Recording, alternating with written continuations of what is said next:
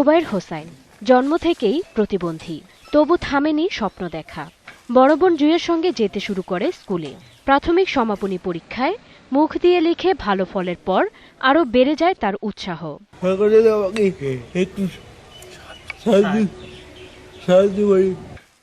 অদম্য এই কিশোরের ন্যূনতম ভালোভাবে বেঁচে থাকার খরচ জোগাতে কৃষক বাবা জমি বিক্রি করে টাকা জোগাড় করেছেন।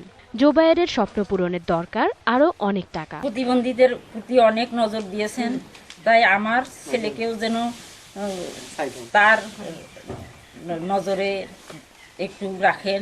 লেখাপড়ার পাশাপাশি চিকিৎসা চলছে, কিন্তু চিকিৎসার ব্যয়ভার কৃষি কাজ করে বর্তমান সংসার থেকে বহন করা খুব কঠিন ব্যাপার। জোবায়েরের সাফল্যে খুশি তার শিক্ষক ও সহপাঠীরাও। প্রতি পরীক্ষায় 30 মিনিট সময় বর্ধিত দেওয়া হয়। তার লেখা আমি দেখেছি নিজে, খুব সুন্দর। আমার আশা যে এই কেন্দ্র থেকে ভালো রেজাল্ট করবে। ও আমাদের ফ্রেন্ড হয়, বাট ও হাত দিয়ে লিখতে পারে না, কিন্তু ও মুখ দিয়ে অনেক চেষ্টা করে।